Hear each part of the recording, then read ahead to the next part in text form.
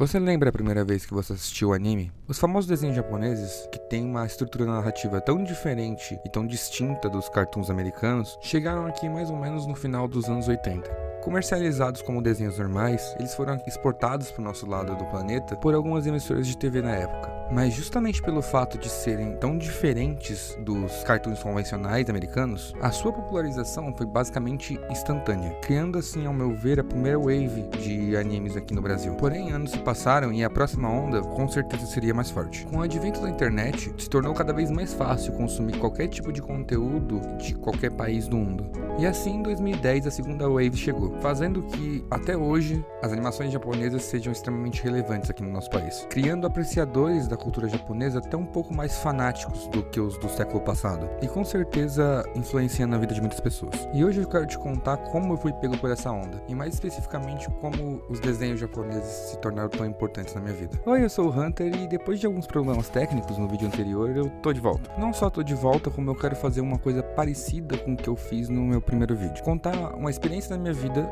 focando em um assunto. Só que em vez de ser 130 dias que nem foi no primeiro vídeo, eu vou contar basicamente 20 anos da minha vida. Só que esse vídeo vai funcionar muito mais como um podcast do que os vídeos comuns do canal. Então você pode assistir esse vídeo só escutando ele mesmo. As coisas que vão aparecer na tela não são tão relevantes assim. E junto com todos aqueles papos de pedir like e inscrição de começo de vídeo, eu quero deixar uma coisa bem clara aqui. Tudo que eu vou contar nesse vídeo é extremamente pessoal. Pra vocês terem noção, eu tava num ritmo bom no começo da semana passada. Eu estou tentando me programar o máximo possível pra conseguir postar 2 vídeos por semana aqui. Era uma palavra que eu ia deixar pra contar só quando eu fizesse, porque não daria nenhum tipo de cobrança pra mim. E a única forma de eu conseguir isso de fato, além do apoio de vocês, é produzir o mais rápido possível. O vídeo de semana passada tava pronto terça-feira, e pelas minhas contas, sexta-feira passada, quando saiu o vídeo de semana passada, era pra estar pronto esse que eu tô fazendo agora. Eu escrevi esse roteiro na quarta-feira e eu me gatilhei de uma forma tão grande com as coisas que eu escrevi nele, que eu não consegui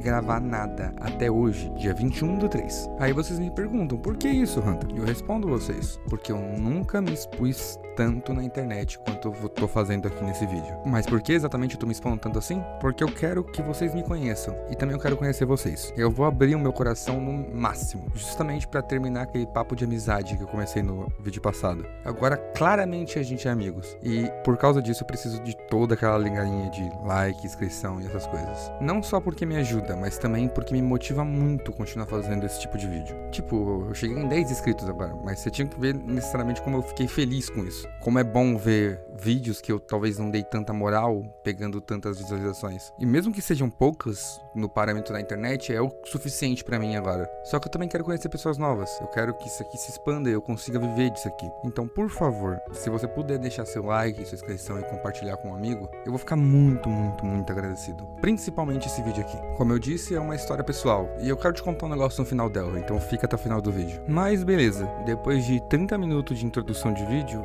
vamos de fato à história. E essa história começa especificamente em 2002. Ano de Copa do Mundo, ano de eleição e um ano bem marcante pra mim. Mesmo que eu tivesse entre 3 para 4 anos de idade, eu lembro bem daquele ano. Eu lembro do Brasil sendo penta, eu lembro de coisas específicas que aconteceram na minha vida pessoal e eu lembro especificamente de Dragon Ball. Eu lembro de estar na casa da minha tia com meus primos, um pouco mais velhos que eu, e eles me apresentando Dragon Ball indiretamente. Segundo eles, alguns anos mais tarde, não era a primeira vez que eles tinham apresentado a Dragon Ball, só que eu lembro especificamente do dia. Eu sentado no tapete da sala da minha avó, na frente daquela TV enorme para proporções de uma criança de 3 anos de idade, assistindo especificamente a saga Buu. E se meus primos soubessem quanto isso foi importante para mim, talvez eles ficassem um pouco chocados. Dragon Ball Z, para mim, foi a melhor porta de entrada possível dentro dos animes. Uma história simples, só que extremamente bem trabalhada, personagens incríveis e uma história que, ao meu ver, ela é boa tanto para crianças quanto para adolescentes e adultos. Dragon Ball Z sempre foi uma história sobre superar os seus limites, só que pelo fato de 80% das coisas que acontecem em tela são lutaria e brigaragem,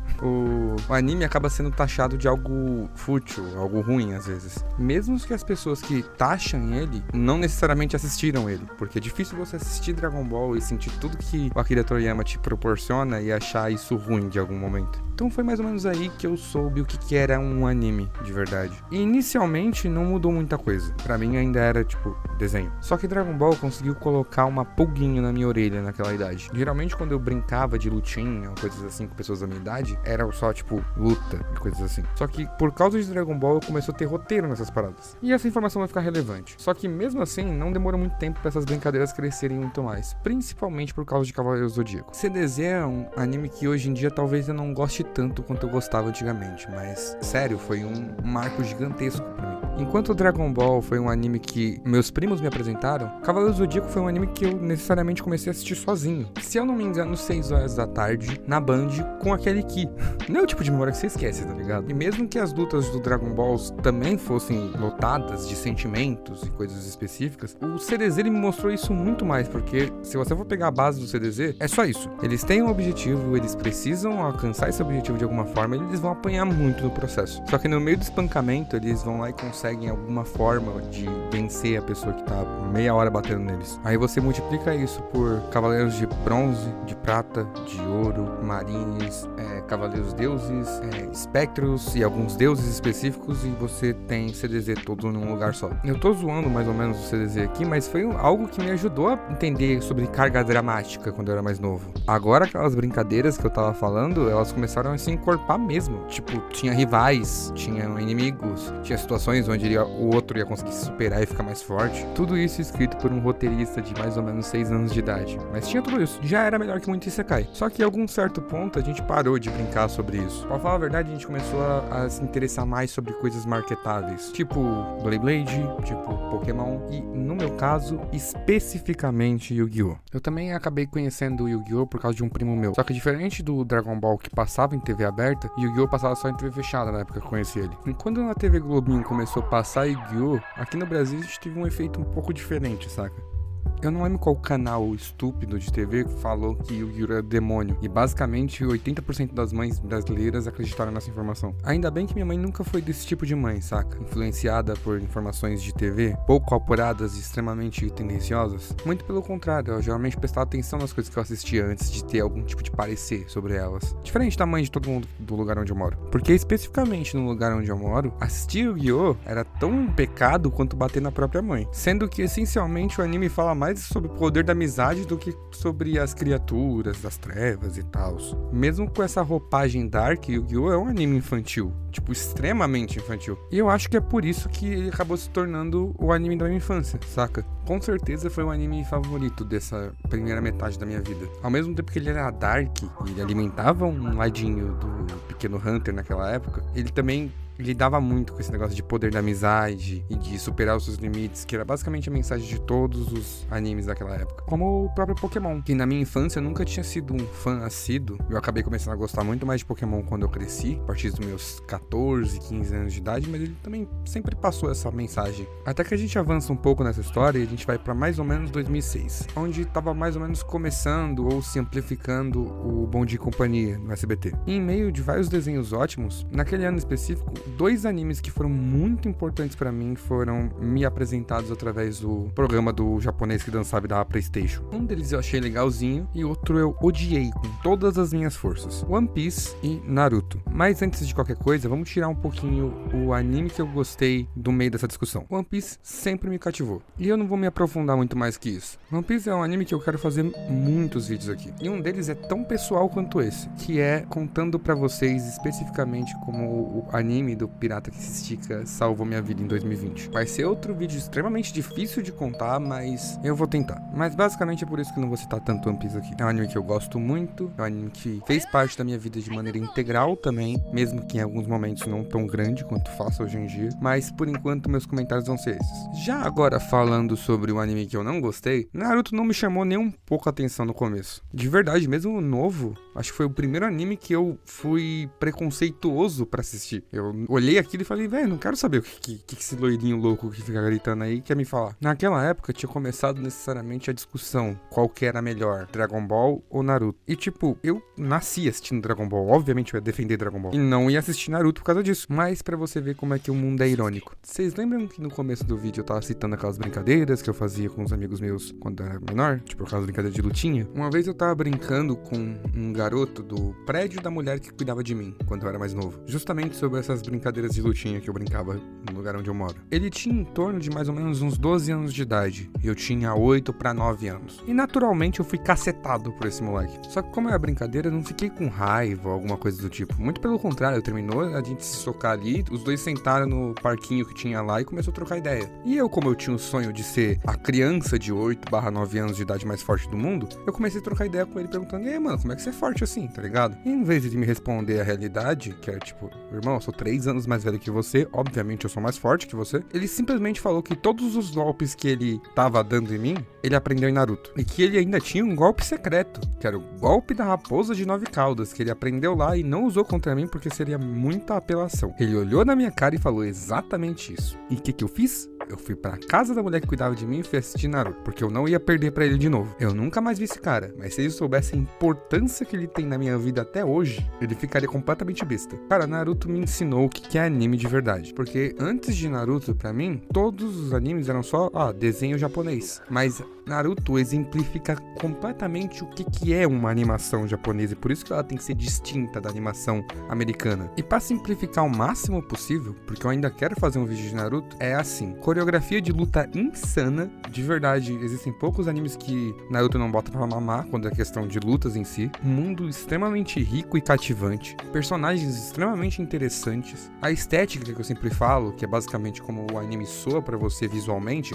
impecável, e muitas cositas más, saca? Lógico que Naruto tem problemas, tipo, tem muitos problemas, Naruto tem problema pra caralho, só que Naruto tem uma coisa que eu nunca mais vi da mesma forma nos outros animes, que é literalmente o hype dele. Sério, eu lembro de assistir alguns openings de Naruto ali, mais ou menos pra frente, nessa cronologia que eu tô criando aqui, openings esses que passavam mais ou menos entre as lutas do Sasuke e do Itachi, até mais ou menos a luta do Naruto contra o Pain. E cara, o hype que o Kishimoto criava, toda aquela ambientação do Sasuke indo realmente atrás do Itachi, ou o Naruto tendo que peitar o Pain depois do que ele fez, é umas paradas que, tipo, nenhum outro anime vai superar pra mim, no papo. Sem contar que, nesse período da minha vida específica, eu tava parando de brincar com esses meus amigos que saíam de lutinha. Só que a vontade de contar histórias, ela não tá diminuindo. Então, em vez de sair se socando e criando um roteiro no improviso, eu comecei a meio que tentar escrever essas coisas. Pra dizer bem claramente que Naruto é basicamente a maior referência que eu tenho quando o quesito é escrita. Tirando a parte dos furos, tá? Pelo menos eu julgo que eu faço melhor que isso. Mas aí, pra chegar no ponto derradeiro dessa história que eu tô tentando te contar, eu preciso fazer algumas menções honrosas aqui no meio. Eu preciso falar de Super 11, que me fez voltar a gostar de futebol. E hoje em dia eu sofro com isso, afinal de contas eu torço pro São Paulo. E eu preciso citar Bleach. Mas antes de citar Bleach, eu preciso dar alguns detalhes de como foi o começo de 2010. Pra mim, 2010 foi um divisor de águas muito grande. Principalmente pelo fato que foi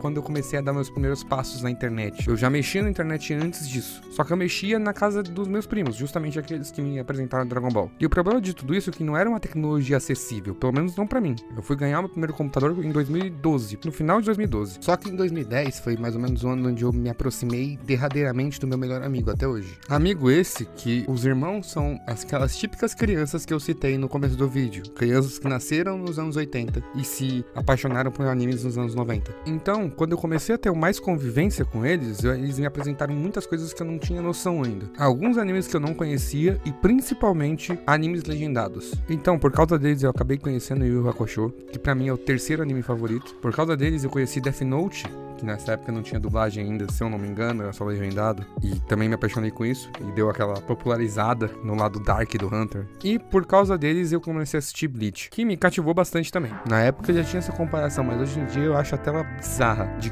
quão Naruto e Bleach são parecidos. Principalmente com aquele negócio que eu falo direto da estética. Dois animes lindos, com personagens cativantes visualmente, saca? Os dois têm problemas? Tem, mas eu acho que eu passo mais pano pro Bleach do que eu passo pra Naruto. Do mesmo jeito que eu passo pano até hoje pra Fairy Tail. É uma história revolucionária? Não. É extremamente bem animada? Não. Mas ela te cativa? Pra caramba. Fairy Tail te proporciona um lugar tão confortável pra estar que, mano, é difícil construir algo assim. Pode ter certeza que é muito difícil construir algo assim.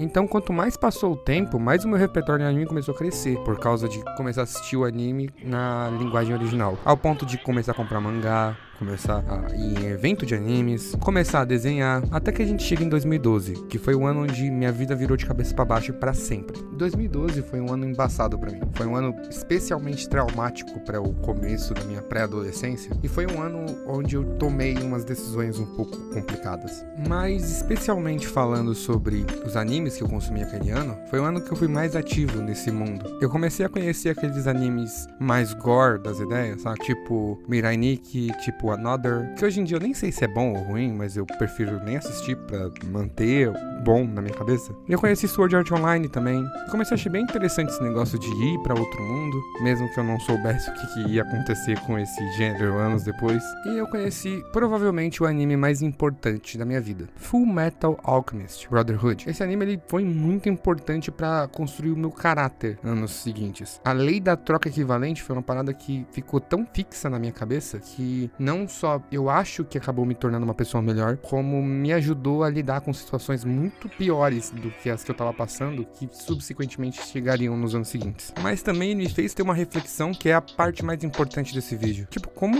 um gênero acabou se tornando tão influente e importante na minha vida. Nesse ponto todo, eu nunca tinha parado pra pensar sobre esse assunto. Exemplificando melhor o que eu quero dizer, foi todas aquelas pequenas alegorias que eu coloquei no vídeo inteiro, de como essas coisas estavam me influenciando fora do âmbito mental. Eu tava colocando elas mais praticamente, colocando em brincadeiras, começando a escrever, começando a viver uma vida parecida com as coisas que eu tava consumindo. E nesse ano específico, tão traumático pra mim, eu percebi que era basicamente a principal refúgio que eu tava tendo eram essas histórias. Como às vezes elas me ensinavam mais que escola, como às vezes elas me educavam mais que os meus familiares, como às vezes elas me motivavam muito mais que as pessoas que diziam que gostavam de mim, como elas eram cheias de significado e como elas me ajudavam a seguir em frente. E eu comecei a imaginar também a quantidade de pessoas que também passavam pelas mesmas coisas e eram motivadas por histórias de pessoas que talvez nem soubessem que elas existem. E também o potencial que essas histórias têm em si. Por exemplo, quantas pessoas você acha que a história do Naruto não salvou de um suicídio, de uma depressão profunda? Eu comecei a entender que histórias não têm só o potencial de te distrair por um tempo, ser um lugar de escapismo por outro, mas tinha um potencial de transcender, de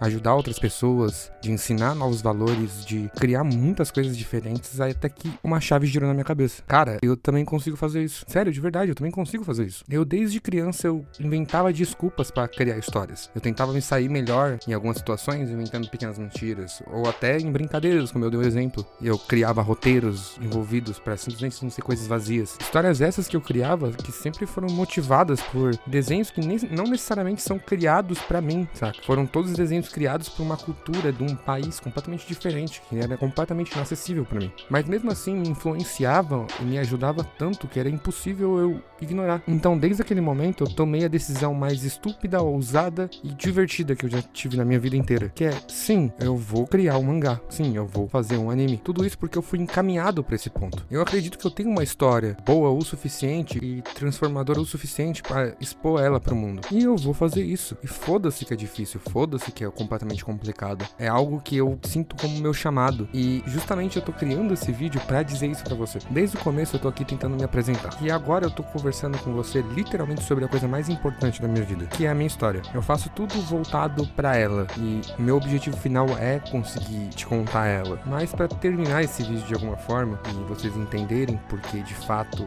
eu acho que isso é tão pessoal ao ponto de eu ter salientado no começo do vídeo, é que desde mais novo eu soube que esse era meu chamado, que essa era a coisa que eu queria fazer. E às vezes você também sabe, só não consegue dizer isso em voz alta, por medo de julgamento, por medo de qualquer outra coisa. Só que quando você tem um chamado de verdade, não é algo que dá pra ignorar, cara. Eu tô fazendo todo esse podcast aqui, basicamente falando sobre coisas da minha infância, me dizendo como elas me influenciaram pra chegar ao ponto onde eu tenho o meu sonho hoje em dia, justamente pra tentar girar em volta dessa mensagem, que é muito simples. Não ignora a pessoa que você quer ser. A gente vive num mundo onde, quando a gente é criança, sempre é vendido pra gente que quando a gente crescer, a gente pode ser o que a gente quiser. Até o momento que a gente chega na nossa adolescência família e tentam empurrar a gente pro primeiro emprego ou curso que imaginarem. Não sei qual que é o fetiche do mundo de fazer a gente quebrar nossos sonhos, de fazer a gente sonhar pra logo em seguida cortar nossas asas, mas não deixe isso acontecer com você. Às vezes, desde quando você era criança, você descobriu o que você quer ser, o que você quer construir na sua vida, qual é o legado que você quer deixar. Mas por causa de interferências externas, de pais, amigos, namorados, necessariamente você pega e desiste de ser quem você quer ser pra se encaixar em um padrão. E acaba se tornando infeliz por causa disso. Só que eu sei que você não quer viver sua vida inteira sem ser a pessoa que você quer ser. Então, a única coisa que eu posso te dizer aqui nesse final de vídeo é: fica tranquilo, cara, você vai conseguir. Independente de quão complicado seja o seu sonho, você vai conseguir. É só ter fé em si mesmo e estudar muito sobre isso, tá? Que não vem fácil. Mas conseguir o objetivo que você imagina a sua vida inteira deve ser a coisa mais incrível desse mundo inteiro. Então vai lá, tenta ser a melhor versão de si mesmo, a versão que você sempre quis ser. E não se importa com as pessoas ao seu redor, o que elas pensam ou falam. Porque se elas realmente estão do seu lado, elas vão te apoiar, independente do que seja. Enquanto eu tô aqui toda sexta-feira pra trocar qualquer tipo de papo que você precisar. Pelo menos o fato de ser a pessoa que eu quero ser, eu já sou. Que já é um passo importante. Mas agora aqui, terminando esse vídeo e chegando no propósito dele de fato, eu posso responder talvez uma curiosidade que talvez você tenha. Se eu já sou a pessoa que eu quero ser, quem sou eu? Que é uma resposta relativamente muito simples. Eu sou o Hunter, agora seu novo amigo, um cara que não tem rosto e principalmente o criador do Zirif. Palavras um pouco vazias pra você agora, mas talvez daqui a um tempo elas se tornem um pouco mais pesadas. Mas por enquanto é só isso. Eu fiz esse vídeo inteiro aqui, formato diferente e tal, justamente pra fazer algo mais intimista e a gente conversar um pouquinho mais sobre essa minha apresentação eterna que eu tô fazendo aqui nesses últimos 10 vídeos. Pra dizer de uma vez por todas qual que é o meu objetivo. E sendo sincero, eu queria conhecer o seu. Se você quiser conversar, tá aqui em minhas redes sociais, tem os comentários. Ia ser bom a gente se conhecer de fato também. Eu tô sendo bem aberto com vocês, hein? Mas chega de enrolação total. Esse vídeo já ficou muito maior do que eu achei que deveria ficar. Oi, eu sou o Hunter, o Zirif é real. E relaxa, que eu ainda vou te contar essa história.